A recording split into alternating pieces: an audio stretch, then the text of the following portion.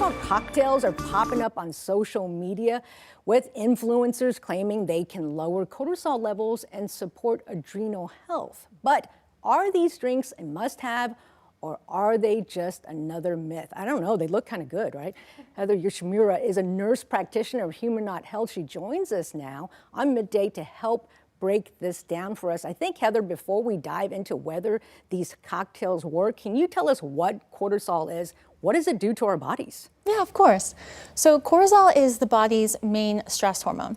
It's produced in the adrenal glands, and it helps to regulate the body's processes when exposed to stress.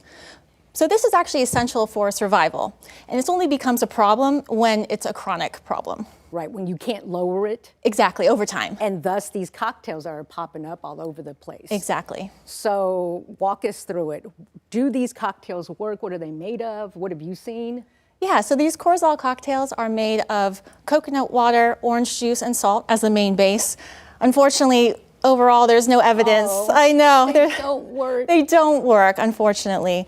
Yeah, it can actually cause more problems over time because sugar? Yeah, exactly, which causes inflammation, which increases cortisol.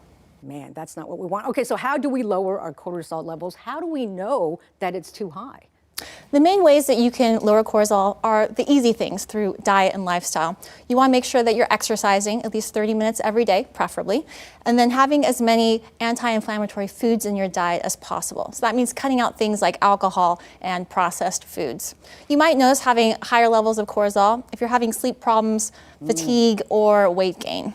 All right, and so those are some of the evidence-based ways to support the stress and hormone balance. What else can we do? I employ laying down on the floor and putting my legs up right before I go to bed. I read that somewhere. Does that work? I think things like magnesium before bed will be more appropriate. I try everything, though. I try everything. That makes sense, yeah. No. What other foods? You mentioned eating the appropriate foods. We stay away from the processed ones, but what are some of the healthier food choices we can make? You want to really focus on whole foods and then eating as much foods in the different colors of the rainbow, because the different colors lead to different antioxidants, which are great for reducing things like inflammation in the body. You're talking about vegetables. Yes, vegetables. And fruits. What are your thoughts about the green athletic powders? Do those work? They work, but I really try to stress whole foods in my practice because there's other things in the body that help with whole foods, such as fiber, which helps to regulate your digestion and helps with your microbiome. So Heather, what happens if we let cortisol get out of control? It leads to things like sleep problems, weight gain, fatigue, or mood disturbances. Yeah, we don't want that. Definitely don't want that. So if you have questions, reach out to Heather. She's at Human Not Health. We appreciate your time. Thanks for straightening out things for us there.